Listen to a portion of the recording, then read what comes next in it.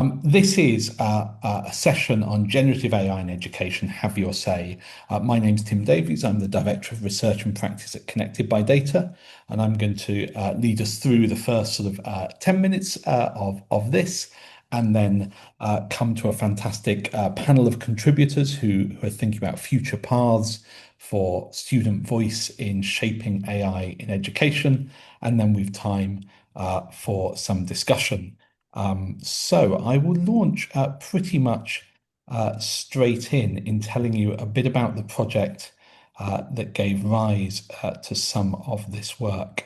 Now, this is coming from Connected by Data's work, and to introduce ourselves for those of you who don't know us, we're a campaign for communities to have a powerful say in decisions about data and AI so that it's used to create a just, equitable, and sustainable world. And we campaign to put community at the centre of narratives, practice, and policies by advocating for collective and open governance. But our campaigning work is very practical. We kind of think that we need to show, not tell, how we do that. How do we have communities affected by technology having voice in that? And this particular piece of work that brings us here today comes from that practical work. So back in July last year, we held a design lab. We brought together a number of different people, about 30 people from across the education and participation sector, some of you I see on this call, to ask, what does that vision look like applied to decision making around AI in education? And over the course of a day, we went through questions around, well, what are the decisions that are being made?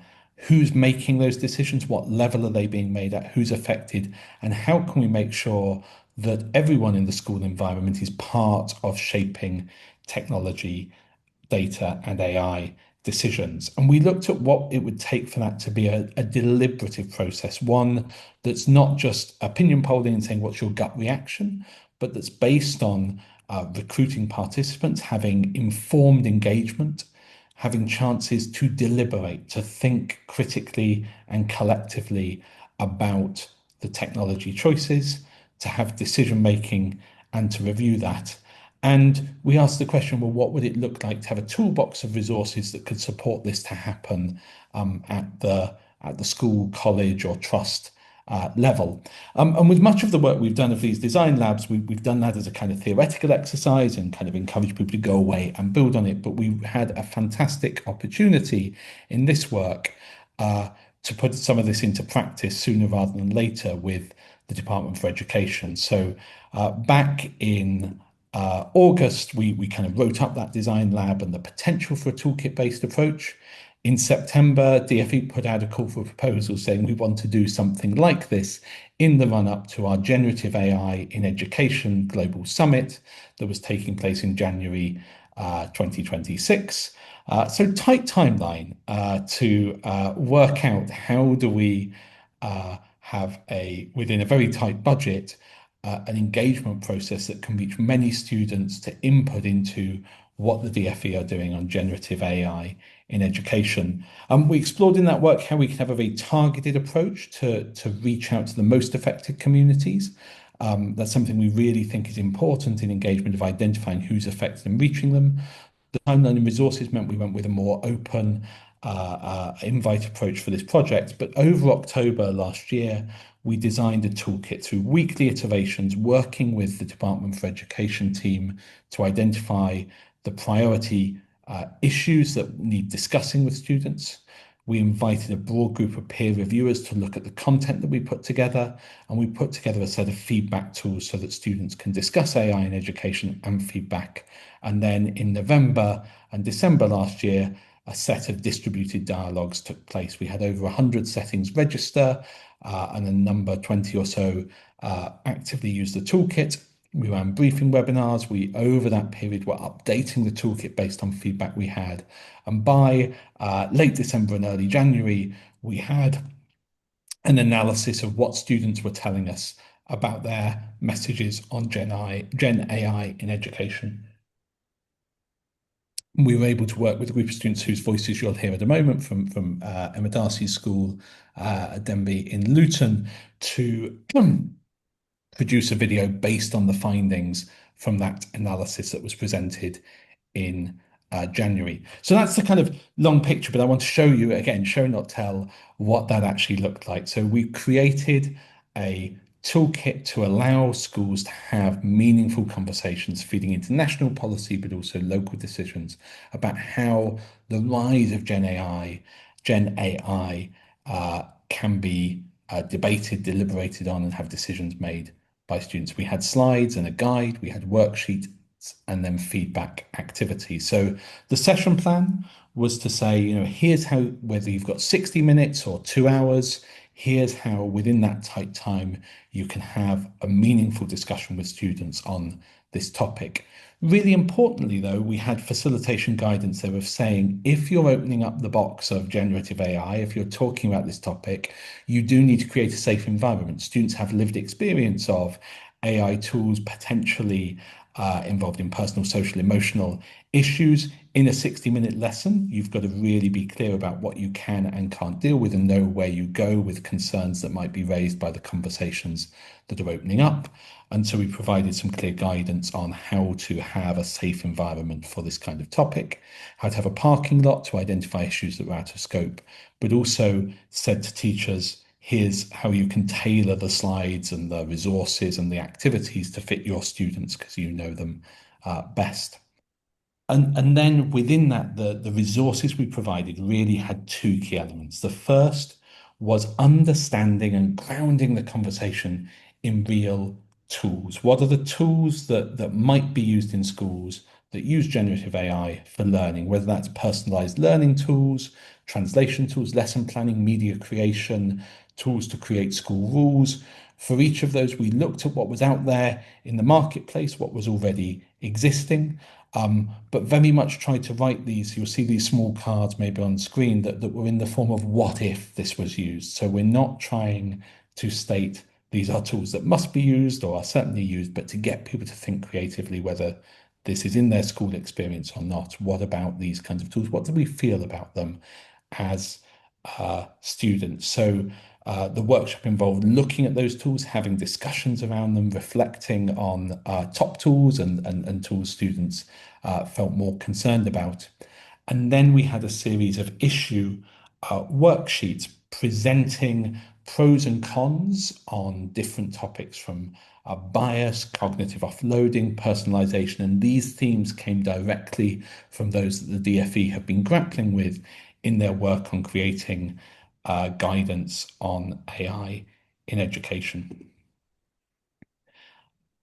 Fundamental to all of this was then having a set of feedback activities, a way in which those student discussions could feed back into our analysis and reporting, but also into decision making. So we made use of a platform called Polis, which allows us to have very simple class votes on statements of whether students agree or disagree with the statements that are put forward. Things like generative AI in education should have strong filters, so no one can use them to create fake images or bullying. And those votes then get clustered to let us have a cluster analysis of what's been said. And we could start the list of statements with things coming from DfE priorities, but then we invited schools to add to those statements. So we started with 10, by the end we had 20 or more, reflecting issues arising from the student groups that were meeting. So it was a very dynamic process of feedback. We had voting on the tools, but we also critically invited qualitative feedback. So both written feedback from facilitators of those sessions, but students' own creative expressions, drawings, letters to makers of AI tools, things that when we came to analyze that quantitative story really helped us understand what was behind that, what was being said.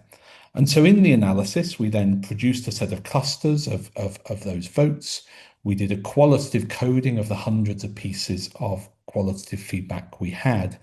And then we used that to edit a video of student voices that I'll show you in just a moment, so that the edit reflects what we were hearing from 1,000 students through the voices of just 10 individual students, because so often when you get the big statistical story, it loses some of its power of the individual voice. So by being able to combine the breadth of voice from many schools with individual voices showing the nuance that comes from a deliberative approach, hopefully we were able to really communicate what students were saying. So there's the full reports are available, and you may already have seen them, or if not, we'll share them in the kind of write-up, and you can find them on the Connected by Data site, and I think we can put a link in chat.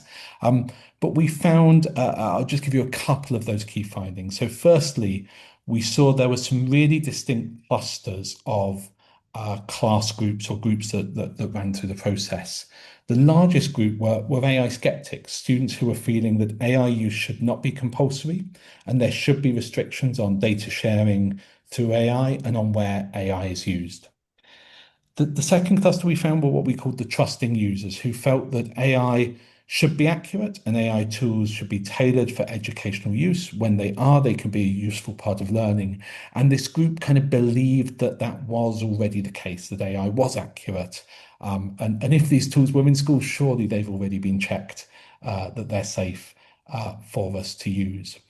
And then a third cluster we called the self-assured users, students who felt they had the skills to navigate the limitations of AI. So they recognize that AI tools might hallucinate or provide false information or have data protection issues, but they felt that they were able to manage those limitations and didn't want schools to put limitations on them or have other restrictions placed there. Now, interestingly, we were recently at the India AI Impact Summit, and we had a research symposium alongside the participatory work.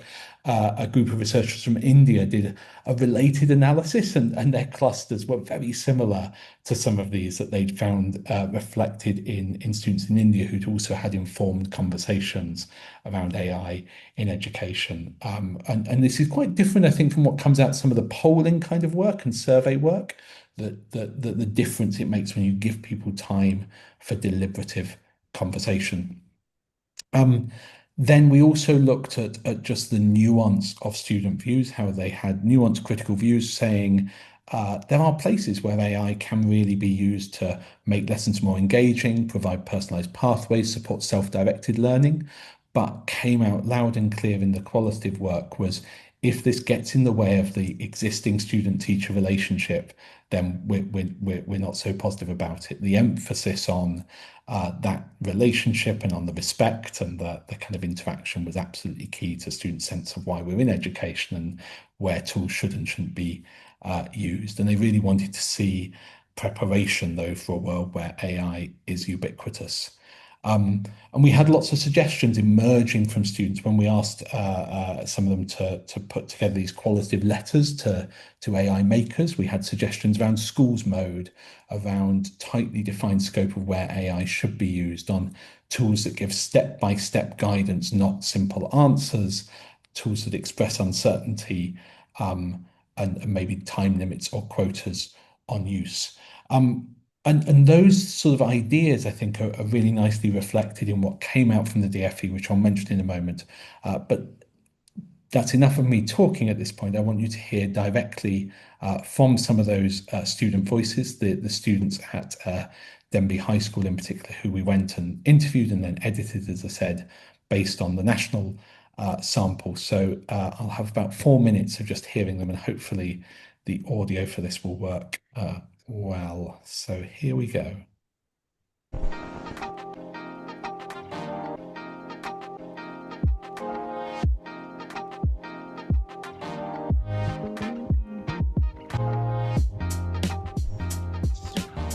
Yeah, come on in. Yeah, cheers.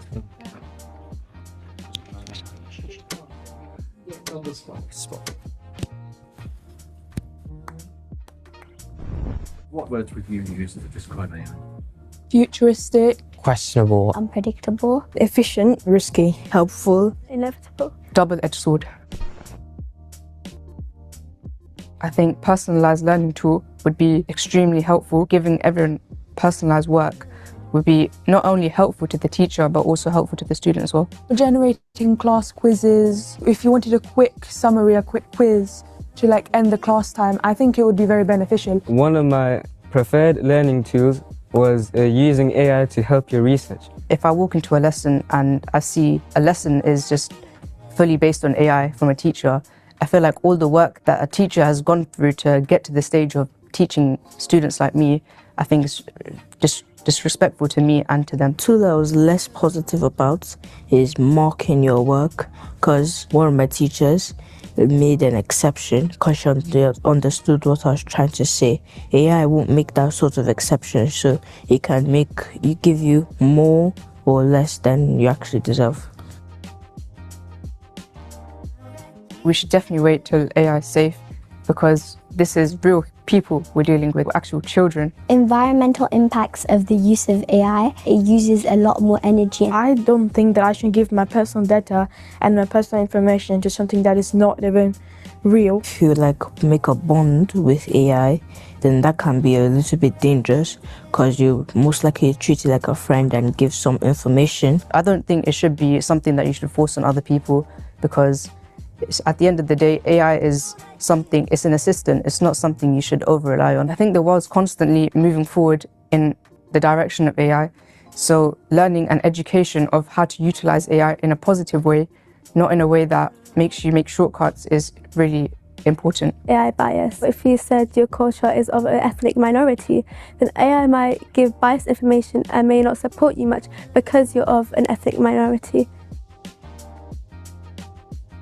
I think with anything in life, it needs to be consumed with moderation. Like if they're making any more AI education apps or websites, they should make it child-friendly. As they're making it, they should have like an age limit. My ideal AI in education would not give me the answer straight away, but would take me through it like step by step. I get that teachers have like 1,000 lesson plans probably to be planning out, but students also have 1,000 different homeworks and revisions to be doing. I think that if we're going to be making it fair for the teachers, then we might as well just be making it fair for the student. My biggest hope for AI is that it prioritizes the education of students over the exploitation of students, and I hope that it does not fall into a consumerism ideology. To some extent, AI is sort of out of control, but humans have made AI, so I think it all comes to humans being able to develop AI, humans being able to control AI. I think that like there'll always be like that emotional bond with a teacher that's more stronger than AI, so you might feel as if you trust the teacher more to give you information or share something rather than AI. Prioritize users' decisions, keep listening to the feedbacks of the younger generation. First, government checks and tests it if it's unbiased or and it's safe for people to use it, then maybe release the new AI. Means like first check if it's reliable.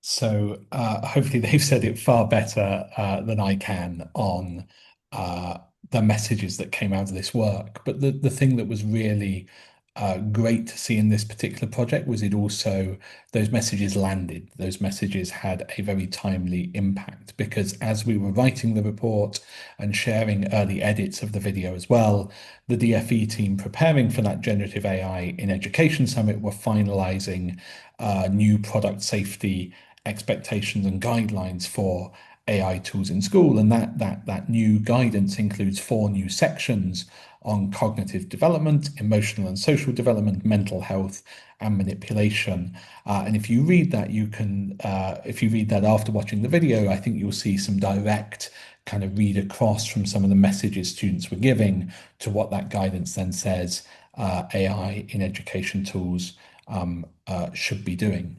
And so this project was designed for a deliberative approach. We were aiming to support real conversations, not to just educate students on what AI is or to just poll people on their pre-existing attitudes, but to, within the constraints of a 6-week project and 60-minute or 2-hour sessions in schools run by teachers with a range of backgrounds, to allow real deliberation. And so key to that was producing balanced materials that were checked by experts to say we weren't biasing ourselves to one view or another on the role of AI in education, but we were giving students access to a range of viewpoints backed in the evidence and that they could then discuss and make up their own minds on. That we had feedback channels, and I think that was really important, and the evaluation can pick up on this in a moment, to people feeling that this wasn't just a conversation, they were being heard. That we were able to have both a local impact on conversations in the classroom, but also policy influence, and that we were able to close that feedback loop by feeding back to teachers. At least we didn't get direct feedback details of students, but we passed feedback on to all those who'd run sessions, so that hopefully many students have seen that they've been heard in that experience. We were also incredibly lucky along that way to have Anna and Claire early in the process say we could potentially evaluate this work, and so we have the real honour of having had an independent evaluation of this. And so what I'm going to do is let Anna and Claire speak to that now, and then I will try it while moving slides on as well to in the chat see if there's any questions about the process itself and answer those in the chat. So I think Claire, over to you. Thanks, Tim. I said I would take this very first bit just to introduce the evaluation, and then I'll pass to Claire. But it's been a privilege to evaluate this piece of work. I think it was a really interesting opportunity to look at a very innovative way of using distributed dialogue in the school setting, which I'm not aware of having happened before. Very ambitious. I'm not sure any other organisation would have tried to do it in 6 weeks. So the fact that it came off the ground and there was something to evaluate is absolutely amazing. But nonetheless, but what we wanted to design was a kind of a light touch and pragmatic approach to evaluating it, but to try and capture some of those learnings so that people can use those going forward. And a big thank you to Northumbria University within that, who were able to kind of provide some funding to enable us to do that. So that was fantastic. In terms of the way we approached the evaluation, we used a kind of combination of different approaches, including observation of a couple of the sessions that were being delivered, and notes around the way those sessions were being delivered as well. Then talking or hearing from the teachers directly, including both a survey and then some follow-up interviews. People were very generous with their time to enable us to understand basically both how it felt to be part of the dialogue and also then kind of what the lessons are for taking it forward.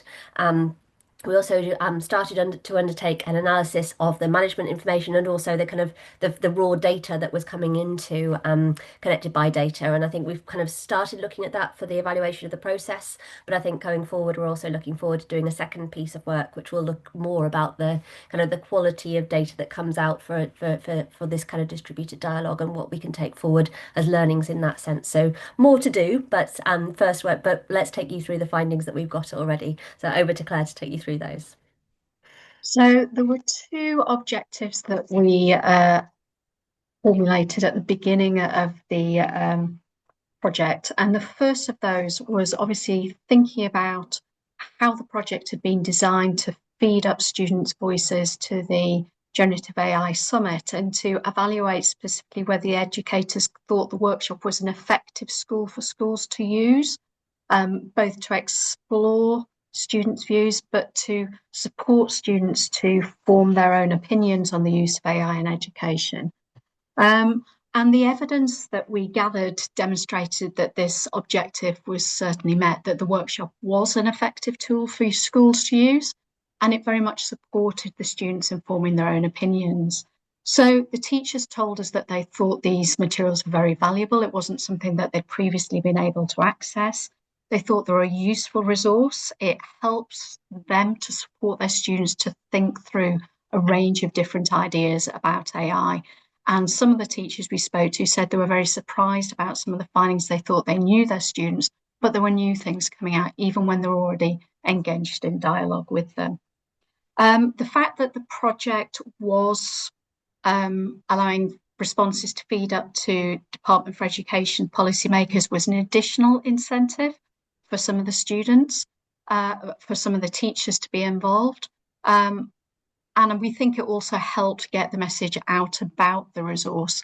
Some of the schools, the teachers said that they felt that having a resource like this, something they could feed into on an ongoing basis, would also be helpful. Schools are able to provide feedback, as Tim says, using a variety of different mechanisms. There's policy, there was the creative output. Some of the schools only used one of those feedback mechanisms, and that means obviously we didn't get the same necessary type of feedback from the different schools all of the time. There were certain issues with some of the feedback mechanisms. So policy required quite a lot of time up front, but where teachers were able to understand what was required, they said actually it wasn't too difficult. They just needed to think it through beforehand. The process of submitting the creative activity outputs as well, that required a bit of time because they needed it in PDF formats. So depending on whether this was used in future in this sort of model, these are the sorts of things that would probably need to be thinking about. And potentially collecting all the data through one mechanism might have been easier for schools, but then you lose some of the richness. If we look at the next slide, the second objective of the evaluation was to see whether the toolkit, either as it was designed or in some modified form, could be rolled out as a wider lesson plan, so not just feeding back views to Department of Education, but to be used to develop pupil knowledge and understanding of generative AI more generally. The survey feedback, the interview responses, again suggested that teachers thought the resources were very valuable for this purpose too, not just for expressing views to government, but also that they were really informative, useful teaching materials themselves.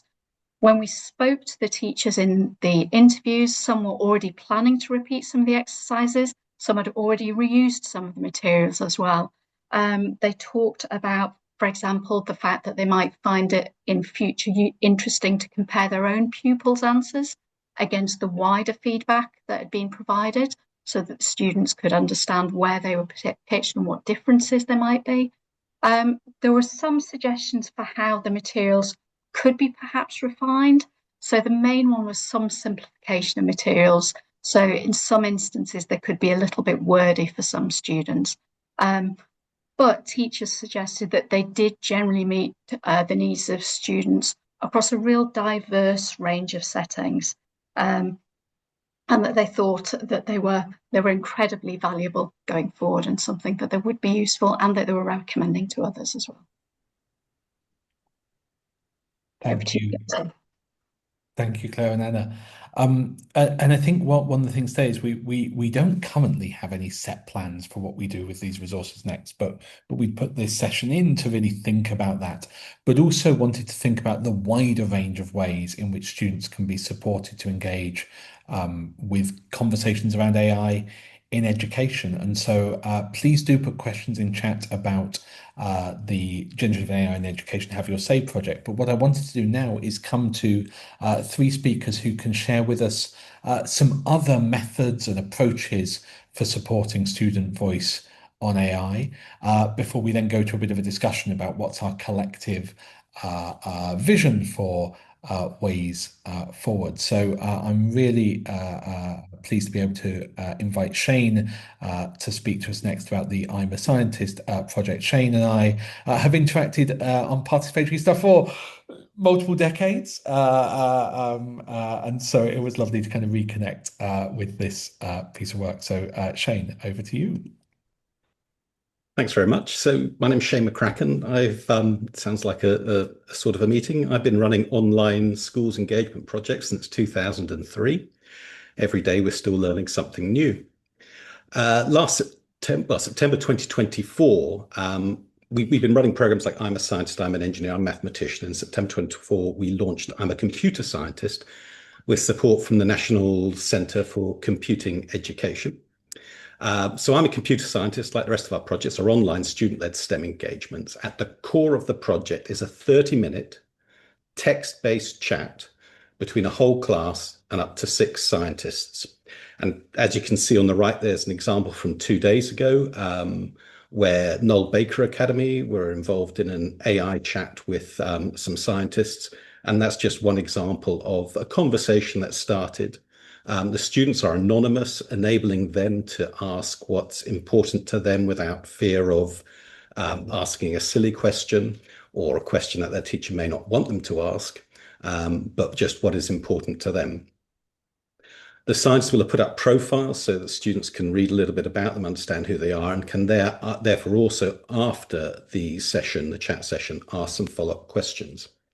And what I wanted to do, if we go on to the next slide, is just give you a little bit of a flavour of some of the things that these students have been asking about AI over I think it's 50 chats we've now run on AI across 26 different schools. So it'd be about 600 students who've contributed to this word cloud. And as you can see, for the whole of I'm a Computer Scientist, AI is the biggest topic that anyone is interested in. It is unavoidable in the conversations we're having with students in terms of what they want to know about, but also in accusing the scientists we have on the chats of just being AI bots. And I'll come back to that in a little bit. If we go to the next slide, I just want to cover off three main themes that keep reoccurring about AI across these conversations. And it was interesting, Tim, to see your clusters there of the skeptics, the trusting users, and the self-assured users. I think we had more skeptics than you did in coming into the highlights of the chats. And by that, I mean, we tend to see students as taking extremes on AI, in taking either, it's blooming useless or it's absolutely brilliant. It's going to take over the world, ruin my jobs. And what we're seeing nicely is that the computer scientists working on AI are kind of like a moderating force going, no, it's not going to take all your jobs, but we're going to have to adapt. No, it's not going to take over the world, but there are still issues to be accounted for. So their careers is a really important subject for students, understanding what impact it's going to have on them. And I wish it was a more positive outlook that students were expressing, but the reality is there's an enormous amount of uncertainty about what AI is going to mean for them over the next 10, 15 years. The next theme, education, it's not coming up enormously, but because of the topic of this seminar, I thought I'd pick out a couple of things where students are asking about the use of AI in education, whether it's been used to cheat, but also a nice positive element of about how students can help make sure AI stays safe and fair, which relates and segues into the third theme, which is about ethics. And it's one of the things that has been really impressive amongst the questions that young people are asking and the responses they're given, is the ethical stance that they do take on this and the care that AI is developed in an ethical way. The one coming back to the AI bots, it's a trend we've noticed over, if you go back one slide, please, Tim, over the last 18 months or so, is that increasingly students at the start of a chat will say, you're just an AI bot. And there's almost an inbuilt challenge there to the scientists to prove that they're not. I was at a school, Redknock, and I think we've got someone from Redknock in the audience today. I was observing a chat there, and the students did this, they're just AI bots. And I said, why do you think that? And you think, well, look at the grammar they've used, look at punctuation. Nobody uses punctuation like that. And then as the chat went on and the scientists were typing faster and faster, they're going, oh, you're right, actually, they are human. They're making mistakes. But without wanting to sound too much of a downer, slightly before that, we had some feedback from a teacher. And they'd been through the same thing. The kids were going, oh, they're just AI bots, miss. And a teacher who's a regular user of our projects was like, no, these are real people. I know we've done this before. They're real people. And the kids were, no, miss. Why would real people want to spend time with us? They're just AI bots. And I think that, as a little story, a snippet, just encapsulates some of the dangers we have with AI in education, about it being seen, and this was echoed by some of the video, being seen as an alternative to proper human teaching. So next slide just is an open invitation to any schools, policymakers, educators that want to get involved. We could create a theme specifically on AI in education. We could invite people who are more involved with AI in education, people like Tim, people developing the products at the moment, DFE, to participate in these chats and use it as a way where whole classes, whole year groups are able to have these discussions in an open, anonymous way to initiate conversations about AI in education. Thank you. Fantastic. Thank you, Shane. I think there's so much there, particularly also that piece of deliberation with expert input. One of the key bits in an ideal deliberative process is that chance to put questions to experts, and as you say, that to moderate and to give people a much more informed view and confident view. We're going to come next to the work at Denby of the AI steering group, which is getting those students in a class I don't know where you meet with them, but to talk about their experience of AI. So Emma, over to you.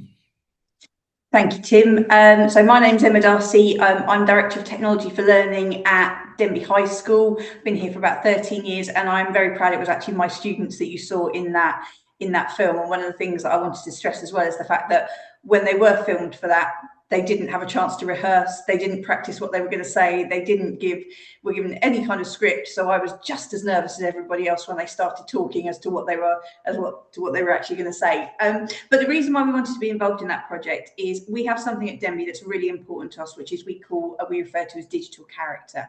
And the idea is that we want to teach our young people to basically be really empowered so that they make good choices, not just in the real world, but in the online world as well. So like many schools, we have a set of school values, and very much how we talk about this is, you know how these values relate in the real world, how do they relate in the online world to how you behave? And if you want to know a bit more about what we do with that, the QR code that's on the screen links through to a bit more info about the school. So on the next slide, we decided to set up an AI steering group. Now, we set this up 2 years ago. This was obviously AI started becoming a really obvious challenge for schools discussions when ChatGPT came out, just over 3 years ago. And what we wanted to do is we found that we were really capturing a lot of adult voice, a lot of staff voice. What did we think about AI? What did our governors think about AI? And we wanted to make sure that we were getting our young people's voices in there as well. So this was really the remit for that group. We wanted to give students the ability to shape how AI was going to be used to support their learning. We wanted to provide guidance to staff as to how they should be using AI with students. And you heard in the film that our students are very vocal about how they think staff should and shouldn't be using AI with them. We wanted to promote this idea of AI literacy, not just to other students through the group, but also to parents and carers, because they're really curious about this as well. They want to know what we're doing in school. They want to know what they can do to help at home. And then really importantly as well, Shane talked about the importance of talking to real people and that your voice is being heard. And for us, it's really important that the students feel that their voice has an agency beyond just the school. So not just what they're influencing with us, but more widely. And I don't think anything sums this up better than the picture on the next slide, which I think, Tim, you took this picture, didn't you? So I only give a major copyright credit to you for this. So this is actually our children speaking on screen at the DFE's AI Summit in London. That for us to give them an example of how someone can come into your school, ask your opinion, and then it translates into your voice being heard by people from across the world, and it then translates into something else as well, which is obviously the DFE standards, was unbelievably powerful. Now, we've kept taking this on, above and beyond this project, because obviously the group existed already. So on the next slide, you can see that one of the things that's been a huge focus for us in school this year has been AI and safeguarding. It's a real challenge for schools. There are so many of these different topics that we need to teach staff about, we need to teach our young people about, and the AI steering group have played a really crucial part in influencing how we've done this year. And then on the next slide, you can see some other examples of things we've got them involved in as well. So International Women's Day, we developed a huge project. This is the second year we've done this with the AI steering group around gender bias in AI, getting women more represented in the fields of tech and AI. And it's all been about taking this voice, taking their thoughts and hearing it more widely. So they do a regular newsletter. They contribute to the Apps for Good programme. And their work was actually discussed in the arena at BET this year by Canva, because one of the projects they've been working on has been involved making their own AI tools as well. And I think if you go on to the next slide, this is my last slide really. So this was, we don't just want them to talk about AI. One of the things that came out of being part of Workshop in a Box was, if you had the chance to make these AI tools that are being put into schools, what would they look like? How would they work? So as well as getting them to actually design these and draw them, we got them to use Canva code to make them as well, what would an actual working prototype of that look like? And that was just a couple of the ideas that they came up with. So it's a real whistle-stop tour. Like I say, everything always comes back to this idea of digital character, because we just find as a school it's a really good way to articulate, both for the staff and the students, what we're trying to achieve as we go forward, because we don't know where AI is going to take us next, but we want to make sure that we're taking the young people on the journey with us. Thank you, Emma. And obviously, we could give everyone here sort of a lot more time to share this work with you. But I'm going to come last but not least to Daniel and the Good Future Foundation work, which I guess takes us to a different level again of how we're building capacity with student voice. So, Daniel, over to you. Thanks ever so much, Tim, and thank you all very much for being here. I'm Daniel Emerson. I'm the Executive Director of Good Future Foundation. We are a UK charity that provides completely free support and guidance for schools around the responsible adoption and deployment of AI. Our main focus really is thinking about what are the best processes that schools can work through when it comes to making informed decisions about how they might be deploying this technology moving forward. So we're not an AI evangelist organization. Indeed, we promote best practice when thinking about the processes and the mechanisms, and indeed the broader stakeholder engagement piece that schools go through when they make decisions about what best practice looks like for them, how their policies are written, and what guidelines might look like for teachers when it comes to using AI for teaching and learning. So we promote questioning, certainly when it comes to the teachers that we work with, around what is the purpose of this technology and how is it going to impact our learners. We look in quite a lot of detail about AI and data flow, so for teachers and senior leaders to feel comfortable raising red flags around AI. But we also look at the exploration and exploitation of the technology to make sure that where it is deployed, it's deployed safely and effectively to enhance practice. If I could have the next slide, please. Thank you. So our governance structure is quite a unique one, in that we have an incredible advisory council who are made up of practitioners, educators, people who work in machine learning and AI at a technical level. But more importantly, I would argue that we have a parallel student council who I need to go to for approval for any major initiative that our organization undertakes. So I essentially need their seal of approval in order to do events like this, in order to go to multi-academy trusts and deliver training, in order to attend events and give presentations. These young people are aged between 15 and 22, and they have a direct impact on the work that we do as a foundation. The reason that we have a student council is because indeed these young people are very, very passionate about what schools are doing in the AI space right now, but they can also feel the impact of learning without the aid of Gen AI tools and what that means for them now when they're using AI regularly as part of their learning. I would also add that they can see and notice the difference of when their teachers are starting to use AI more readily in the classroom.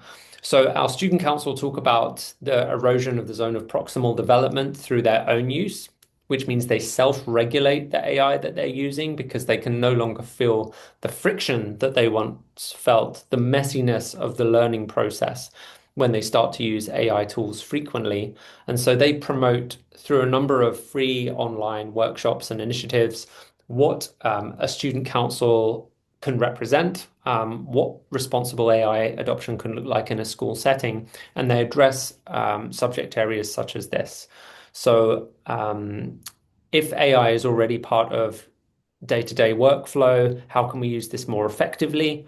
If we're looking at the world of work moving forward, how are they going to be best prepared to adapt and to communicate informed collaboration with the technology as opposed to just using it? And if we go to the next slide, we have examples here of how students are using it in these real world settings. I'm sure none of these will be out of the ordinary or out of the blue for you. It's no surprise that homework support remains, in fact, the number one use case for our council. But instead of using homework to shortcut, they use Socrative learning methods through AI is essentially a learn module on things like Claude to ask questions of what they know around subject-specific knowledge. And so they deepen their knowledge area through using AI effectively as opposed to using it to complete tasks for them.